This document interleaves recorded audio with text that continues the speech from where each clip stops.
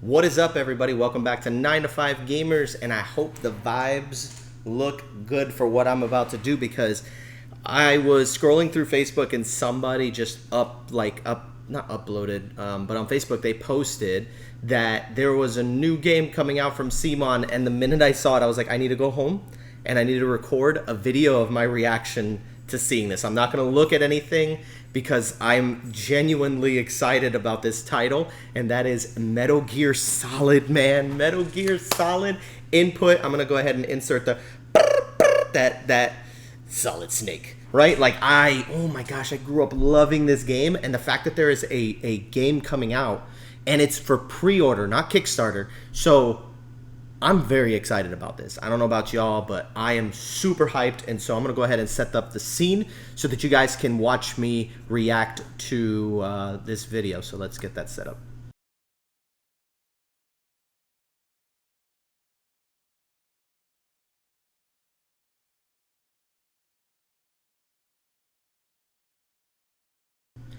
All right, here it is, guys. Metal Gear Solid, the board game, pre-order now. Oh my gosh, that front cover looks so good. Okay. It's a minis game. Oh, they got the Rex. Oh my gosh, Metal Gear Rex. This is crazy. What is that? Oh, the bad guy, Psycho Mantis, Revolver Ocelot, and I see. Oh, I forgot that guy's name, man. This game was so crazy. They got Snake in a box. They got the Snake in the box. That's so cool. Metal Gear. You've got, oh my gosh, they got everything in here. Hold on. $100. That doesn't surprise me. It made me want to buy it less, but let's see. Well, I just lost $100. All right. Well, it's not a loss if it's a good game. So 1 to 4 players. You can play it with 1 to 4 players, ages 14 and up, 60 to 90 minutes. In the cooperative game, designed by Emerson Matsuuchi and illustrated by Marco Cicchetto. I'm assuming that's how that's spelled or pronounced. Players take on the role of their favorite video game characters and experience stealthy gameplay and intricate storylines. The VR mission book contains 6 independent missions that can be played at any moment with any player count. For an additional challenge, players can also choose to experience the Shadow Moses campaign, playing across a 14-mission campaign. This pre-order is for an exclusive edition of the board game, the Integral Edition, which features a fully illustrated 109-page graphic novel illustrated by Kenneth Lowe, bringing each mission of the campaign to life, and an exclusive 13-centimeter tall Metal Gear Rex miniature. Whether you're a veteran of the series or a newcomer to the world of Metal Gear Solid, this board game has something to offer you. Okay, so game components comes with a bunch of miniatures, stuff like that. 1 Metal Gear Rex miniature, which is a pre-order exclusive, and the graphic novel is a pre-order exclusive. Iconic characters, equipment. At the start of every mission, players choose a set of classic equipment from the video game to bring into that mission, with a variety of weapons and scattered across the various campaign and VR missions. Players can push themselves to earn and permanently add more items to their inventory, something that sooner or later may prove to be quite useful to progress through the campaign since missions are challenging. Each character has unique gameplay traits and adds something different to the team. Snake is focused on stealth takedowns, Meryl can disguise herself and pass by patrols unnoticed, Gray Fox starts the game with his signature weapons. High Frequency Blade, Otacon can use has a unique hack deck available only to him, with unique skills, passive abilities, and a variety of familiar actions such as knocking walls to draw attention to enemies or stealth takedowns. Man, I hope this game is good. Stealth gameplay. The game is all about stealth, so characters have to use cover to sneak around. So this is not like, I'm going to go out and just shoot everybody. I wonder if it lets you do that, though. Like, because some games, it's like, the object is to be stealthy, which is great, because I don't think we have a ton of games like that in the hobby, where you have to be stealthy. I mean, I think there's a few that exist. I'm thinking of, like, Sniper Elite. I wonder if it plays like Sniper Elite, but it's not hidden movement or hidden roll. Not hidden roll, but hidden movement. Stealth gameplay. The game is all about stealth. Distract guards intelligently to avoid detection. If spotted, characters have no option besides engaging in combat, which can prove deadly. They'll have to hide inside cardboard boxes, sneak across the map, avoid enemy patrols, and search for key items in order to complete objectives. With an intuitive patrol and alert system, moving the patrols is straightforward, keeping stealth the focus of the gameplay, maintaining the tension and excitement of a sneaking mission. That's cool though. So let me explain that.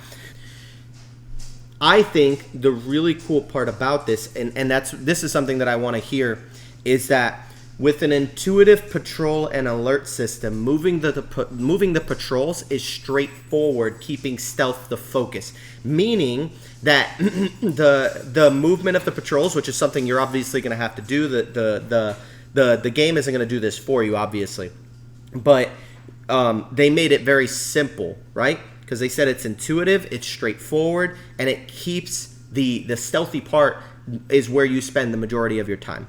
Keeping stealth the focus of gameplay, maintaining the tension and excitement of a sneaking mission. So that's really cool. 14 unique stealth and boss missions.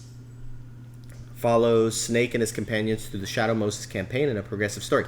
So the campaign of the game just takes place after the very first game. So I think that's something that people like myself would appreciate, is that there were a lot of Metal Gear games, and instead of just going across all of the Metal Gear like universe or whatever, they're focusing on just the first game, which the first game was based off of just fighting these operatives. And even though it wasn't a very long game, that game was so big. I remember when I first played it on PlayStation, that game had 2 discs in order to play it.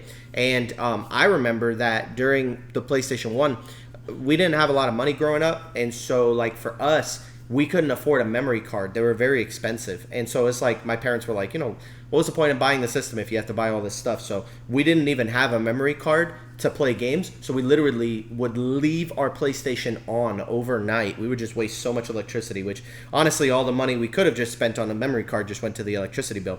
But we used to leave the game overnight just so we could play it, and we would just keep it on pause. And I'm really excited and interested to see how they do Psycho Mantis, because in the PlayStation game, when you go to fight Psycho Mantis, your controller just stops working in the middle of the fight, and everybody thought it was like this weird glitch. But what Psycho Mantis does is, just as a spoiler alert for anybody who's never played the game, he actually switches your controller input, so that in order to continue with the mission, you had to unplug your controller and plug it into the second input, because your controller wouldn't work. So this looks really cool. The boss battles seem very interesting. I like that you can play as multiple different people. They have really cool patrol minis, some with their guns up, some with their guns down. Here are the bosses, and I guess these are links that you can click on them. Ninja, Cyborg Ninja, Mantis, Psycho Mantis. This was a tough... Oh, man, this was such a tough fight, man, where you had to fight Sniper Wolf, and you didn't know where she was, so you had to figure out by the angles of that the bullets were hitting you. You had to find cover. This guy was just crazy. You just had to fight him in a big map full of stuff. Rex, wow, look at that. Man, that miniature looks so solid. This is super cool. No pun intended, Metal Gear Solid. Rulebook, please be aware this is a work in progress rulebook, and it only includes samples of the mission's codecs. To avoid spoilers, rules may still be tweaked and changed. Wow. So please be aware that this is a work in progress rulebook, and it only includes samples of the mission's codecs. So it doesn't actually actual like codecs. Let me read the thing here. Oh, wow. Work in progress, table of contents. Introduction, game overview, the codec. Players may use their codec to learn information during a mission.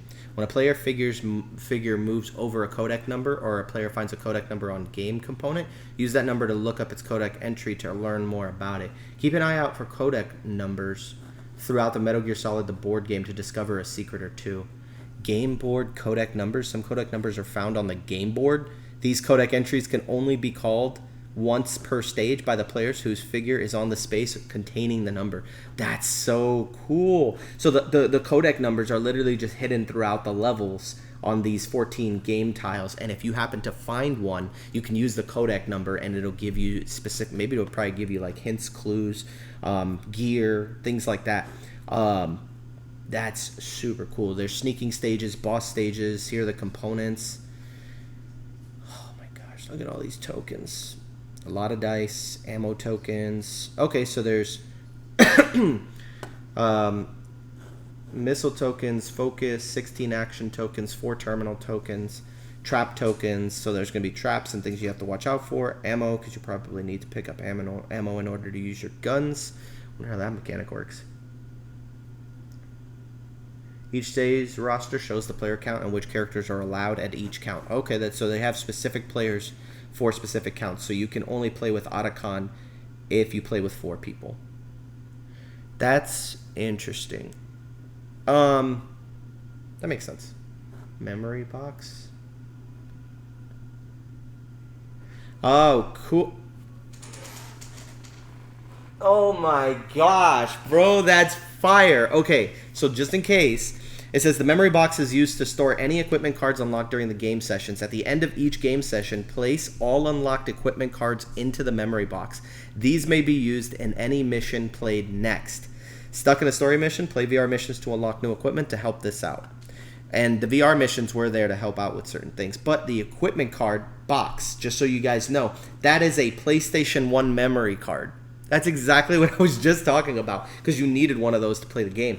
Man, the amount of detail they put into this is beautiful. I'm really excited about this.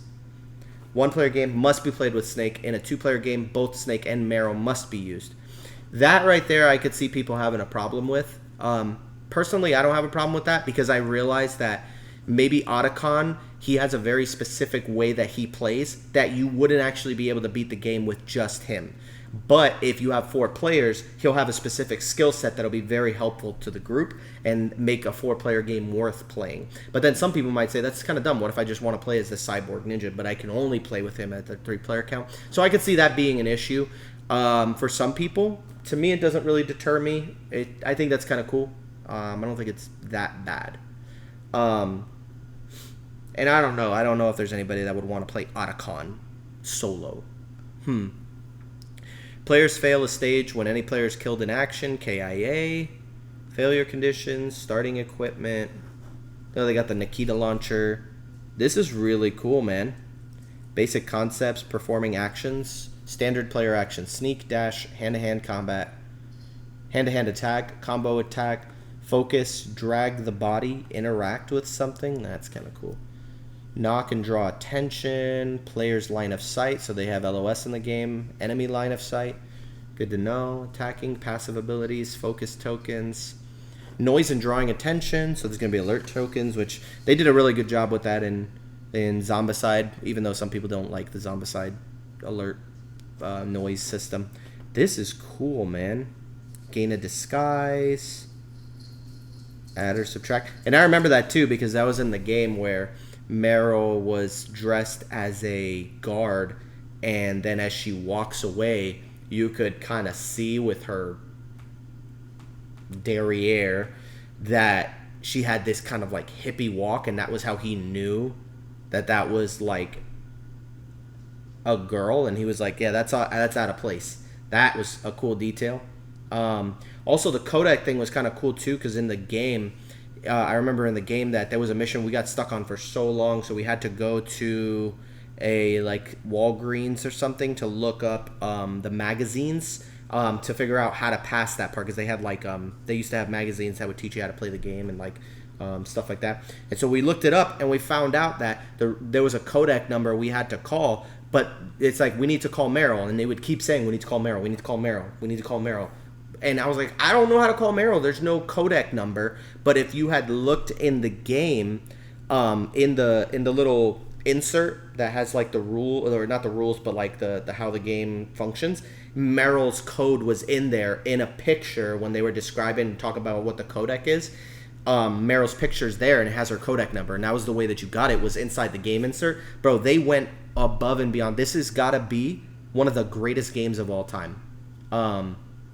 But playing through it once, it probably wasn't very good right afterwards. This game looks really good. I am definitely going to purchase this, and I will let you guys know how this game is. I'm going to continue to look through these instructions, the round structure, but you guys can find all of this on the Cmon website.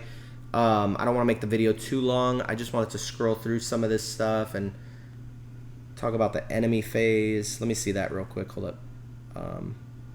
Round structure, player phase, enemy phase. Player phase, action token recovery, turn order, perform actions, noise check. Then the enemy phase is the sneaking stage, resolve a patrol card, or the boss stage, draw the top card of the boss deck and resolve a boss card. That's it. That's cool. I love that. So you flip a card and it tells you what to do. So over here it says, if patrol moves 2 spaces and turns right, it will end its movement facing a wall. If it does, it must turn right according to the patrol card. Oh, there you go. Activate every patrol in all active zones and start with the patrol nearest to the patrol compass token. The activation order goes from left to right, top to bottom. Shortest possible path. A lot of this stuff is just similar mechanics that you could see, so I like this, man. End of the enemy phase. Metal Gear. Codecs. Good, you found a weapon. That's a 45 caliber pistol with plenty of stopping power. If you place an action... Oh, so these are the codec numbers that when you find them, they refer back to these things. You could talk to Natasha, Naomi. And it says, if you find a suppressor, feel free to equip it to your pistol. Until then, firing this will be loud and attract attention every time you fire. If there are patrols in your zone, place your alert under your figure. Hungry, these are pre-packaged, ready-to-eat meals. Standard issue, typically transported by military troops on the battlefield. Just remember to heat it up first. Stun grenades. C4 explosives.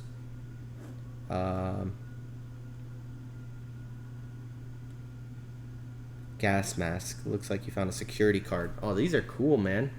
This is the tranquilizer Wolf was using. It's an anti-anxiety drug and has strong effect on the central nervous system. It's that diazepam and is also effective as a muscle relaxant. There are 2 doses in the bottle. Each dose will allow you to re-roll any number of dice for any action for your whole turn. That's cool mechanically, man. That makes sense. That's that diazepam. When you would take it, it would be like... And you would hear like that heartbeat sound and everything would just kind of like focus in. Dude, that's so cool. So it'll stop my hands from trembling and I don't have to re-roll every dice. You don't, and you can use it across multiple actions, especially since consuming it isn't an action. But be careful. If diazepam is used in large doses over a long period of time, it becomes addictive like alcohol. Sniper Wolf's handkerchief. It smells faintly of her. Restriction, Otacon only.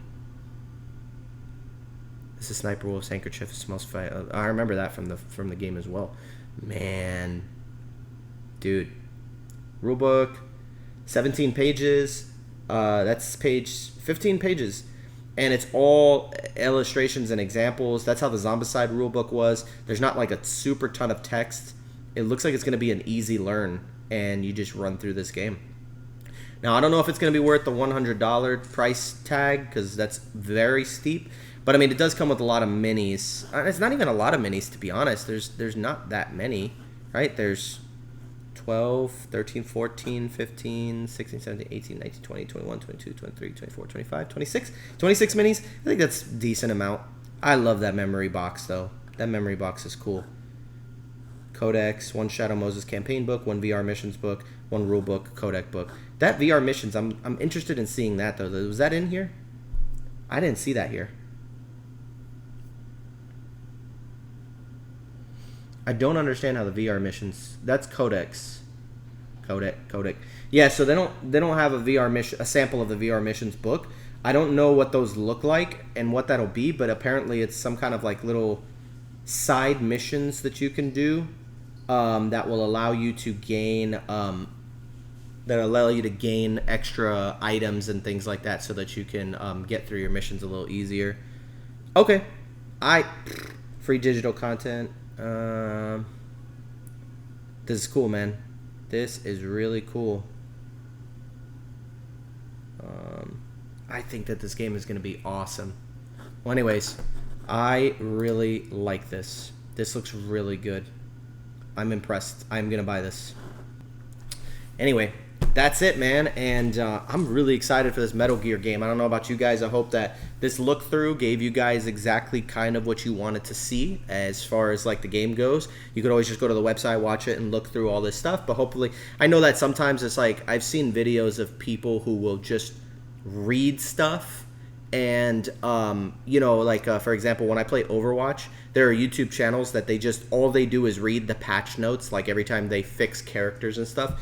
And I will always watch the videos because there are times where I don't have time to like really read the patch notes, and it's super helpful to just listen to somebody read the whole entire thing. So I could see the usefulness of videos like this for some people who are just, I'm on the road, I'm driving, and I just want to listen to somebody's opinion about this. So that's my opinion about Metal Gear, and if you guys appreciated this and liked what you saw, like what you heard, maybe this is a game that you should probably look into if you're as big a fan as I am. And just in case you're wondering what's over here, this is a sneak peek of a Kickstarter that just came in for Glory. I got the Ultimate, what is it called, edition, the Premium edition. And look at this helmet, man. Spartan helmet. The little swords. And it came with metal money. Let me see. These are the coins. These things are cool. But anyways, we'll talk about that another day. But anyways, thank you guys for tuning in. As always, like, comment, and subscribe. Please subscribe, guys. I want to get my subscriber count up because we hit 1,000, and I started the channel at the end of January, and here we are in May, towards the end of May, and I've already hit 1,000 subs. So if I could do that in February, March, April, and May, like 4 months, that means we can realistically, we could probably get our sub count up to 3K, but I need your help to do that, right? Like watch, if you haven't subbed, sub. If you have subbed, share this channel with somebody that plays board games and just say, hey, can you do me a favor? There's this guy I watch on YouTube. He's looking to get more subscribers, and just reach out to people and let people know to sub to the channel that you know, because I really would love to get my sub count up to 3K by the end of the year, and maybe even more than that, man. I would love to see if we can get this up to 5K, and I'll tell you what, man, if we can do this and we can get this channel up to 3K, I will give away a free board game. I will personally, out of my pocket, buy a board game and do a giveaway. And I'll make sure it's a good game. Oh, Heat Pedal of the Metal came out, man, and I got a copy of it. And guess how much I got the copy for? $60. $60. Everywhere's selling it for $75, $80, and I said it. Cool stuff. They sell things cheap, and it was only $59.99, and I bought that thing as fast as I possibly could. I'm so excited to play Heat, man. I don't know when it's going to come in or when it's going to be at my doorstep, or actually, no, I got to go pick it up from the store because it's local. But anyways, like, comment, subscribe. In the comment section, tell me what your favorite video game growing up was. Metal Gear is definitely one of my top 10. Maybe I should do a top 10 list of that. If you want to see that, put that in the comment section as well. Top 10 video games. I saw a couple of people have been doing that. All You Can Board did it. I know Dice Tower did it. And I was like, maybe I can do that, because this game would definitely be in my top 10, but just because we're doing a top 10 list, I probably would make it like my 11. But anyways, love you guys. Have a good night. Catch you on the flippity flip. Y'all already know the dealio. And for glory, evade. Evade. I don't know who needs to hear this, but here's a word for you. Evade it. Get out of the way. Watch out for it. Accept your taxes. Don't evade your taxes. So, evade. Anyway, take care, guys. See you guys later. Peace out.